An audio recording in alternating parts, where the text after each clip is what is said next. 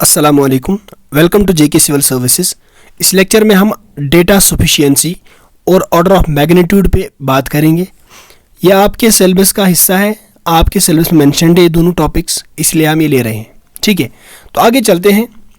अब यहाँ पर क्या होगा डेटा सफिशिएंसी में, आपके पास एक क्वेश्चन होता है और उसके बाद दो स्टेटमेंट्स होते हैं, स्टेटमेंट 1 और स्टेटमेंट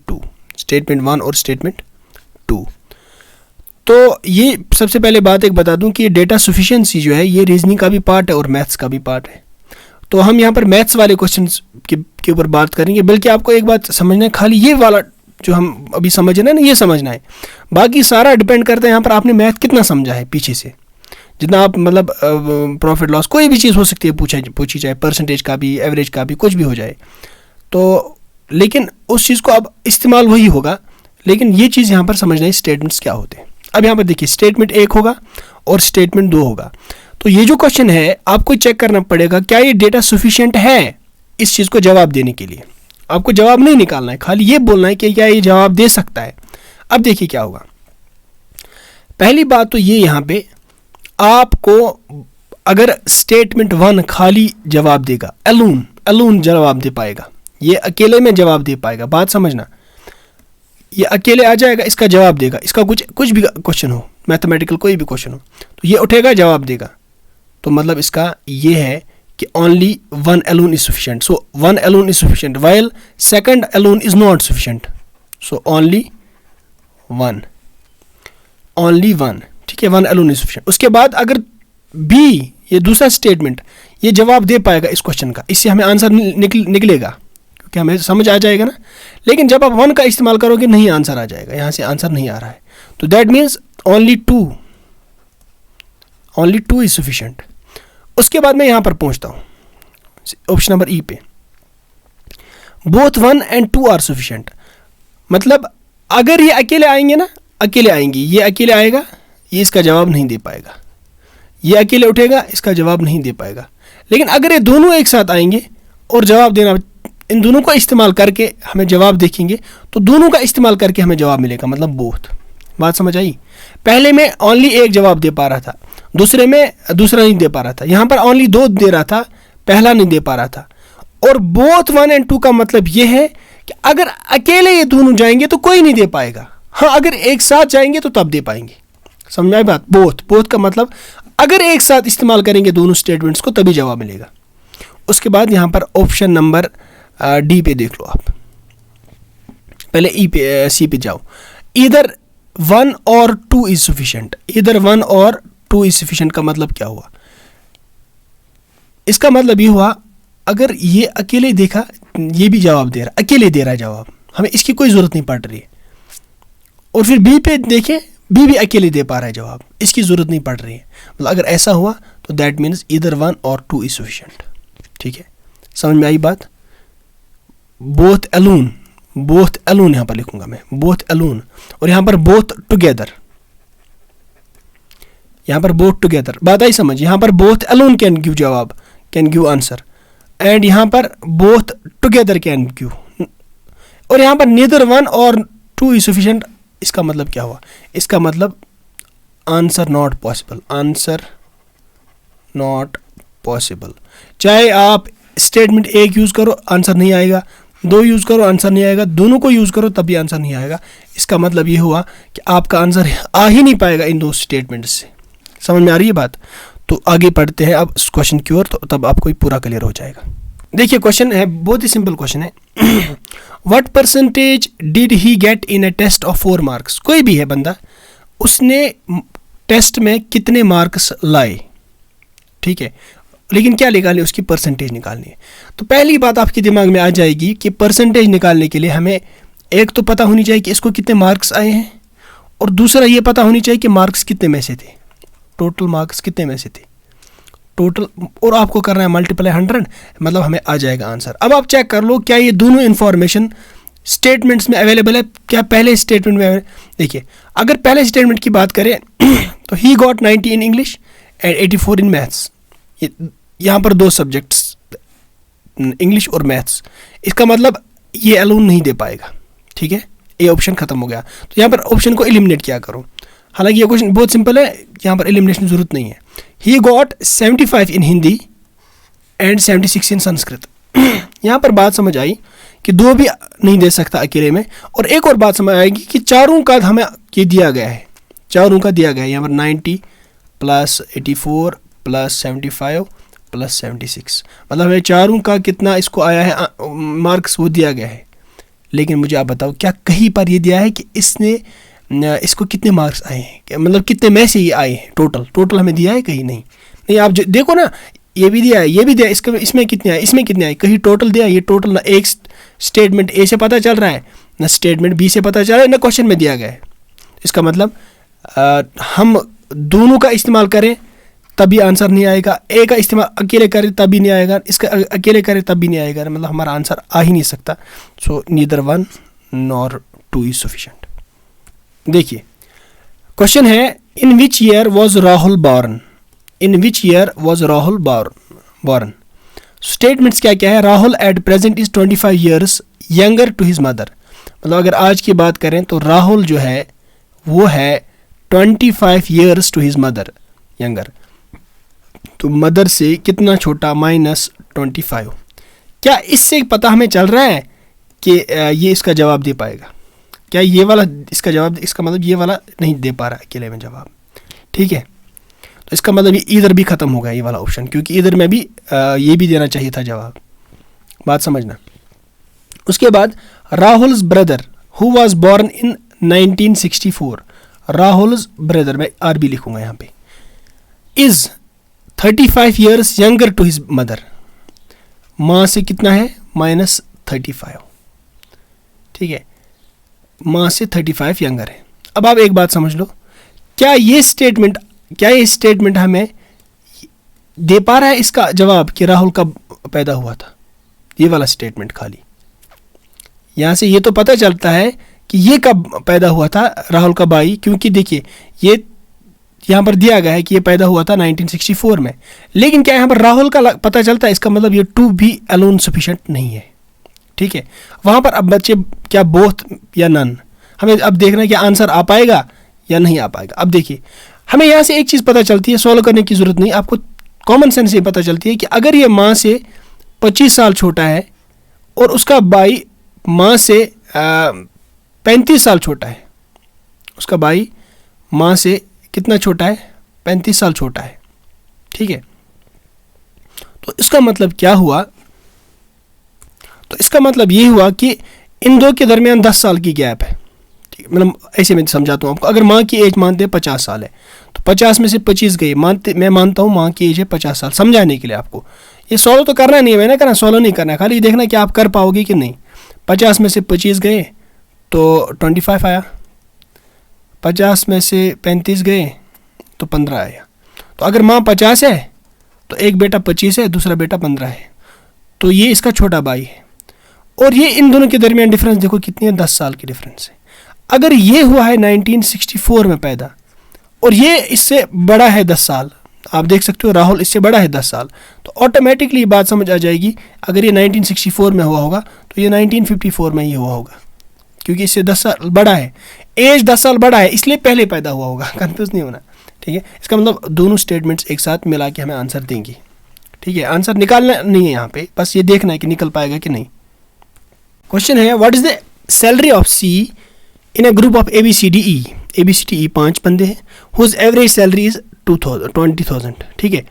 तो एक बात आप यहाँ पर देख लो, स्टेटमेंट फर्स्ट क्या बोल रहा है कि एक तो यहाँ पर एवरेज यहाँ पर दी गई है, इन सब की एवरेज दी गई है, एवरेज होता है बराबर A + B + C + D + E divide by 5। तो एवरेज दिया है जो कुछ भी है ये 20 × 5, तो मतलब इसका सम भी निकलेगा, इन सब का सम भी पता चलेगा। अगर एवरेज दिया है तो इनका सम होगा × 5, ये मैंने एवरेज में सारा सिखाया है कि सम होता है बराबर एवरेज × नंबर। अब total salary of A and E is 32500। अब यहाँ पर देखो, आपको यहाँ पर दी गई है A एंड E की सैलरी, A और E की सैलरी आपको निकालनी किसकी है, C की। अगर A और E की सम, इसका सम दिया हुआ है तो मतलब ये आप यहाँ से माइनस कर लोगे, ये वाला हो गया, तो लेकिन वहाँ क्या बचा, बी और डी जो कि नहीं दिया है पहले स्टेटमेंट से। इसका मतलब ये अलोन नहीं दे पाएगा आंसर। उसके बाद आप देख लो ये इधर भी ख़त्म हो गया। मैं ये ऑप्शन एलिमिनेट इसलिए कर रहा हूँ ताकि आपको फिर बहुत अच्छा मतलब फील आ जाएगा, कभी कभी बहुत ही ज़रूरत लगेगा। उसके बाद second is sufficient while one is not sufficient. देखिए सेकंड में बी और डी का सम दिया है, हालांकि सी निकालने के लिए हमें ए बी डी ई इन सब का सम पता होना चाहिए। उनका सम फिर यहाँ माइनस करेंगे इसमें से, तो आपको सी आंसर आ जाएगा। तो दैट मीन्स ये भी नहीं अकेले दे पाएगा। क्या ये दोनों दे पाएंगे? अब देखो ध्यान से, यहाँ पर ए और ई का दिया है, ए का दिया है, ई का दिया है, बी का दिया है और डी का दिया है, बी का भी दिया है और डी का भी दिया है, मतलब खाली क्या बचा वहाँ पर, सी। तो इन सारों का सम आप क्या कर लोगे, इसमें से माइनस, आपको आंसर आ जाएगा। मतलब दोनों स्टेटमेंट्स हमें आंसर दे सकते हैं। आगे बढ़ते एक और क्वेश्चन है, ये टाइम एंड वर्क बेस्ड है। इन how many days can Mohan complete the work, ये क्वेश्चन है हमारा। ठीक है, अब पहले स्टेटमेंट की ओर नज़र दौड़ाते हैं। ठीक है, लेकिन आपको देखो स्टेप वाइज चला करो। मैंने कहा ना एलिमिनेशन बहुत बड़ी चीज़ है। Mohan and Prakash together can complete the work in 17 days. अभी दूसरे स्टेटमेंट की तरफ मत देखो। Mohan and Prakash together can complete the work in, Mohan and Prakash together can complete. अगर आपने टाइम एंड वर्क मुझसे पढ़ा है तो आपको ये समझ आ जाएगा कि मैं ये स्ट्रक्चर क्या बना रहा हूँ। मैं यहाँ मोहन एंड प्रकाश लिख रहा हूँ और यहाँ पर मैं लिख रहा हूँ डेज उनके, और यहाँ पर एफिशिएंसी लिखता था मैं, ये एफिशिएंसी, ये मेरा टाइम, और यहाँ पर टोटल वर्क। टोटल वर्क तो हम ही सेट करते हैं, तो मान लीजिए मैं सेट करता हूँ 34, और यहाँ पर मुझे एफिशिएंसी निकल के आ जाएगी 2। मैंने सेट की डबल, इसकी एफिशिएंसी आ जाएगी 2। अब आप देख लो in how many days can Mohan complete the work. अब अगर मोहन का आप चाहते हो तो मोहन के लिए आपको क्या पता होनी चाहिए, इसकी मोहन की एफिशिएंसी। आपको मिला के दोनों की एफिशिएंसी पता है, मोहन आपको मिला के दोनों की एफिशिएंसी पता है। तो आपको मोहन की तब पता चलती है एफिशिएंसी जब आपको प्रकाश की पता होती है, लेकिन प्रकाश का कुछ नहीं दिया है यहाँ पर एफिशिएंसी। इसका मतलब इस से आप ये आंसर नहीं दे पा सकते। ठीक है, इसका मतलब हमारा जो आंसर आ जाएगा यहाँ पे, वो हमारा जो एलिमिनेट हो जाएगा, ऑप्शन नंबर ए एलिमिनेट हो जाएगा। ठीक है, ये इधर और भी एलिमिनेट हो जाएगा। अब हम दूसरे स्टेटमेंट पे पढ़ते हैं। तो दूसरा स्टेटमेंट है कि Rakesh works double as fast as Mohan. अब यहाँ पर राकेश है, कोई तीसरा बंदा राकेश, वो क्या काम करता है, that works double as fast as Mohan. मतलब अगर ये राकेश है और ये मोहन है, तो राकेश का दिया है ट्वाइस एफिशिएंसी, इसकी एफिशिएंसी 2 है, और इतना भी दिया है and can complete the work in 10 days. Rakesh कर सकता है 10 दिन में कंप्लीट। तो यहाँ पर अगर आप देखोगे क्या हम ये सोल्व कर सकते हैं, बिल्कुल कर सकते हैं। यहाँ पर आपको एफिशिएंसी उधरी से दी गई है, और इसकी भी एफिशिएंसी 1 है क्योंकि ये ट्वाइस है। राकेश की एफिशिएंसी अगर 2 है तो मोहन की कितनी होगी, 1। देखो इस तरह से Rakesh can complete works double as fast as Mohan is equal twice Mohan. ठीक है, यह आ जाएगा R/M is equal to 2/1। So Rakesh का 2 आएगा, मोहन का 1 आ जाएगा। सो राकेश का यहाँ पे 2 आ गया, ये एफिशिएंसी है, और मोहन का 1 आ जाएगा। अब हमें क्या चाहिए, यहाँ पे टोटल वर्क चाहिए। यहाँ पर क्वेश्चन उल्टा है, यहाँ पर टोटल वर्क सेट नहीं कर सकते क्योंकि यहाँ पर एफिशिएंसी वहीं से है 2, और राकेश जो है ये भी दिया गया कितने दिनों में कर रहा है, तो हम सीधे लिखेंगे efficiency into days time is equal to work. So 20 यहाँ पर वर्क आया। तो अगर आप यहाँ पर क्या निकाल सकते हो, ये हाँ ये भी पता है, एफिशिएंसी भी पता है, तो मतलब ये 20 डेज लगाएगा, और ये कॉमन सेंस भी है। अगर ये इससे फास्ट है तो ये 10 दिन लगा रहा है, तो मैं ये मैथमेटिकली आपको दिखा रहा था। अगर ये इससे फास्ट है, राकेश इससे डबल है फास्ट, तो 10 दिन लगा रहा है, तो मोहन कितना लगाएगा, 20 लगाएगा ना, क्योंकि ये इससे दुगना तेज़ है, ये एफिशिएंट है ये, तो ये 10 दिन लगा रहा है। वो उससे हाफ मतलब तेज़ नहीं है, वो उससे कम तेज़ है, और कितना है, हाफ है, क्योंकि ये इसका डबल है राकेश का। तो मतलब ये कॉमन सेंस भी है कि हाँ हम आराम से बता सकते हैं, हम देख के ही बता सकते हैं कि 20 दिन लगेंगे। मतलब statement 2 is alone sufficient while 1 is not alone sufficient. इस बोथ पर जाने की कोई ज़रूरत नहीं, क्योंकि यहाँ पर हमें आंसर ये आ गया। ठीक है, नीदर भी नहीं है। ठीक है, समझ में आई बात। देखिए क्वेश्चन है, what is the monthly salary of Prashant. अब स्टेटमेंट फर्स्ट है, Prashant gets 15% more than Sumit while Sumit gets 10% less than Lokesh. ठीक है, Prashant gets 15% more than Sumit. So ये हम ऐसे लिख सकते हैं, 15% मोर मीन्स मैंने परसेंटेज इंक्रीज में सिखाया है कि 115 divide by 10 divide by 100 then क्या सुमित, और फिर यहाँ पर सुमित का सक्सेसिव परसेंटेज बन जाएगा। मैं अब ये सुमित का लिखूँगा, मैंने लिखा Prashant is equal to 115 by 100 into Sumit. अब मैं यहाँ पर सुमित नहीं लिखूँगा, डायरेक्टली लिखूँगा सुमित का लोकेश के साथ relation. Sumit gets 10% less than Lokesh, मतलब 90 बाई 100, 10% लेस। ये जो सारा मैंने यहाँ से लिखा स्टार्ट, ये लोकेश सुमित का है in terms of Lokesh into Lokesh salary. क्या हम यहाँ से निकाल सकते हैं? नहीं निकाल सकते तब तक जब तक ना हमें यहाँ पर किसकी पता हो, लोकेश की। क्या स्टेटमेंट 1 में लोकेश की दिया है? नहीं, तो ये नहीं दे सकता आंसर, ये नहीं दे सकता मैं आंसर। अब लोकेश मंथली सैलरी इज 2500, क्या हम अकेले इसका इस्तेमाल करके ऊपर कुछ भी जाने बगैर निकाल सकते हैं? लोकेश की है 2500, अब हमें क्या पता उसके साथ क्या रिलेशन है प्रशांत के साथ, मतलब ये वाला भी ऑप्शन नहीं है। लेकिन अगर लोकेश की हमें यहाँ पर पता चलती है 2500 है, तो हम आराम से प्रशांत की निकाल सकते हैं, क्योंकि हमें उससे सुमित की पता चलेगी और उससे प्रशांत की पता चलेगी। मतलब बोथ स्टेटमेंट्स अगर एक साथ काम करेंगे तो आंसर निकल सकता है। ठीक है, ये आंसर है हमारा। ठीक है, आई होप आपको ये थोड़ा आइडिया मिल गया होगा। आप क्वेश्चन कुछ भी हो सकता है, यहाँ पे मैथमेटिक्स आपका यूज़ होगा कि कितना आपने समझा है पीछे, तो वो आप तक है। लेकिन आपको ये चीज़ समझ में आया होगा कि कैसे आप ऑप्शंस की तरफ जाएंगे, एलिमिनेट करेंगे। एलिमिनेशन मेथड बेस्ट रहेगा। बहुत प्रॉब्लम आपको देखकर ही करोगे, तो ठीक है। अब यहाँ पे पढ़ते हैं हम ऑर्डर ऑफ मैग्नीट्यूड। क्या होता है ऑर्डर ऑफ मैग्नीट्यूड? देखिए, किसी भी नंबर को हम रिप्रेजेंट कर सकते हैं इन मल्टीपल्स ऑफ 10। ठीक है, इन मल्टीपल्स ऑफ 10। तो ये जो यहाँ पे आ जाएगा ना, यहाँ पे इसको हम कहेंगे ऑर्डर ऑफ मैग्नीट्यूड। ठीक है, तो इन मल्टीपल्स ऑफ 10 जब आप रखोगे इसको, एक बात का ध्यान रखना है आपको ये जो ए होगा ना, ये कुछ इस तरह होगा, डिजिट, पॉइंट, फिर पॉइंट के बाद सब कुछ जितने भी वैल्यूज आ जाएंगे multiplied by 10 to the power something. बात आई समझ? ये आपको ऐसे समझ आ जाएगा। मतलब आपको ऐसे होगा 4.348 multiplied by 10 to the power 6। मतलब आपको जब भी कोई भी नंबर कैसे भी दिया गया होगा, आपको पॉइंट यहाँ पर पहुँचाना पड़ेगा। पॉइंट के लेफ्ट साइड में एक डिजिट होना चाहिए और पॉइंट के राइट साइड में बाकी डिजिट्स, और फिर multiplied by 10 to the power 6, 10 to the power anything. तो यहाँ पर जो फिर पावर आएगा उसी को हम क्या कहेंगे, 6 यहाँ पर ऑर्डर ऑफ मैग्नीट्यूड है। तो समझ में आएगा जब हम क्वेश्चंस करेंगे। चलिए आगे बढ़ते हैं, अब क्वेश्चन करते हैं। तो आपके सामने क्वेश्चन है 245। मैं सिंपल एक क्वेश्चन ले रहा हूँ, 245 को बताओ ऑर्डर ऑफ मैग्नीट्यूड क्या होगा। तो आप क्या करोगे, आप देखोगे पॉइंट कहाँ पे है। तो यहाँ पर तो पॉइंट दिख नहीं रहा, मतलब पॉइंट यहाँ पे है, और उसके बाद 0 लिख सकते हो आप, उससे कोई फर्क नहीं पड़ेगा, मतलब पॉइंट यहाँ है। अब आप एक चीज़ आपको समझनी होगी जो कि बहुत सारे बच्चों को पता भी होगी।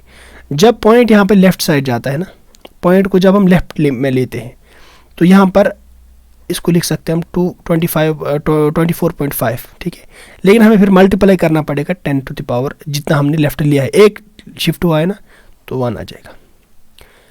अब हमने यहाँ पर कहाँ पहुँचाना है, मैंने अभी आपको बताया, हमें पॉइंट के लेफ्ट साइड में एक डिजिट रखना है, बाकी सारे राइट साइड में। मतलब इसका फिर ऑर्डर ऑफ मैग्नीट्यूड क्या होगा, आपने क्या किया होगा, पॉइंट के लेफ्ट साइड पहुँचाया होगा। कितनी बार पहुँचाना पड़ा आपको, पॉइंट यहाँ था, इसको पहुँचाया यहाँ, फिर यहाँ, मतलब 2 स्टेप्स चले, तो 2 स्टेप्स मतलब ये आ जाएगा 10 टू द पावर 2। तो यहाँ पर हमारा ऑर्डर ऑफ मैग्नीट्यूड फिर क्या है, 2 है। समझ में आई बात? बिल्कुल सिंपल चीज़ है, बिल्कुल सिंपल चीज़ है। अब एक और क्वेश्चन है 247896। तो आपको यहाँ पर भी दिख रहा है कि पॉइंट कहीं नहीं दिख रहा है, तो यहाँ पे पॉइंट होगा। तो आपको दिखना है कितना चलाना है इसको, 1 step, 2 step, 3 step, 4 step, 5 step. मतलब 2.47896 multiplied by 10 to the power कितना, 1 2 3 4 5 10 टू द पावर 5। तो आपका आंसर है, इसका ऑर्डर ऑफ मैग्नीट्यूड कितना है, 5 है। ठीक है ना, समझ में आ रही है बात? तो इसी तरह से आपको एक और क्वेश्चन लेते हैं। मान लीजिए ऐसे है क्वेश्चन 24.78। अब आपको पूछा जा रहा है ऑर्डर ऑफ मैग्नीट्यूड कितना है। सिंपल है ना, 24.78। तो अब यहाँ पे क्या करोगे, यहाँ पे आप ये यहाँ पे पहुँचाओगे। मैंने कहा ना लेफ्ट साइड में खाली एक रहना चाहिए। तो लेकिन जब आप लेफ्ट साइड में पहुँचाते हो इसको एक, तो आपको क्या हो जाएगा, ये बनेगा 2.478 मल्टीप्लाइड बाई कितना आपने उधर लिया इसको, 10 टू द पावर 1। तो आपका ऑर्डर ऑफ मैग्नीट्यूड क्या होगा, यहाँ पे 1 होगा। बात आ रही है समझ? यहाँ पर आपका एक सवाल हो सकता है, सर यहाँ पे तो मतलब ये तो ऐसा बन गया, हमने देखना है कि यहाँ से कितने हैं, 1 2 3 4 5, तो यहाँ पर तो 5 आ गया ऑर्डर ऑफ मैग्नीट्यूड। लेकिन यहाँ पर एक ही क्यों है, क्योंकि यहाँ से तो 3 है यहाँ। लेकिन मैं आपको एक बात बताऊँ, यह order of magnitude with respect to the original number है कि पहले नंबर क्या था, पहले नंबर में पहले ही से यहाँ पर पॉइंट था। तो आपको विद रिस्पेक्ट टू नंबर देखना है कि आपने कितना यहाँ से इधर पहुँचाया इसको। बात आ रही है समझ? तो ये चीज़ आपको देखनी है, इसलिए आपको ये गिनना है कि पॉइंट कितना आप इधर चला रहे हो। अब एक और क्वेश्चन है, मैं आपसे पूछ रहा हूँ, बताइए ऑर्डर ऑफ मैग्नीट्यूड इसका कितना होगा। तो आप क्या करोगे, आप यहाँ पे देख रहे हो यहाँ पर पॉइंट है, ठीक है, लेकिन एक चीज़ यहाँ पे ऑलरेडी दिया गया है इंटू 10 टू द पावर 2। क्या आपका ऑर्डर ऑफ मैग्नीट्यूड 2 होगा? नहीं होगा सर, क्योंकि ये हमें पहुँचाना कहाँ पे है, यहाँ पे 1 और 2, ठीक है। तो अब यहाँ पर आप देखोगे आपका आ जाएगा 1.2345 multiplied by 10 to the power 2 था पहले ही, तो मैं लिखता हूँ ये पहले मैं पूरा आपको समझाऊंगा, बाद में आप तेज़ी में जल्दी में कर सकते हो। मैंने इसको यहाँ 2 पहुँचाया, मतलब मुझे आया 10 to the power 2। Basis are same, powers will be added, basis are same, powers will be added, मतलब हम इसको लिख सकते हैं 1.3456 multiplied by 10 to the power how much 4। तो इसका मतलब हमारा ऑर्डर ऑफ मैग्नीट्यूड कितना आ गया, 4 आ गया। तो मतलब 2 पहले से यहाँ पे था ना, और जो आपको यहाँ शिफ्ट करने की वजह से 2 मिला, लेफ्ट शिफ्ट करने की वजह से 2 मिला, तो वो 2 आप ऐड करोगे, ठीक है। इतनी बात क्लियर है ना? चलिए फिर आगे। तो इस तरह से आपका ये हो गया लेफ्ट शिफ्ट।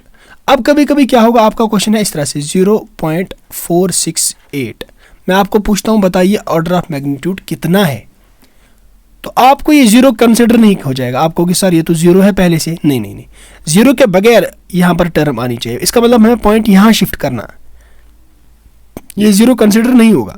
अगर 1 पॉइंट समथिंग होता तो हमारा ऑर्डर ऑफ मैग्नीट्यूड वही था जो है, लेकिन अगर यहाँ पे पॉइंट से यहाँ शिफ्ट कर रहा है हम, तो क्या हो जाता है, ये 4.68 बनेगा, लेकिन डिवाइड होगा 10 से।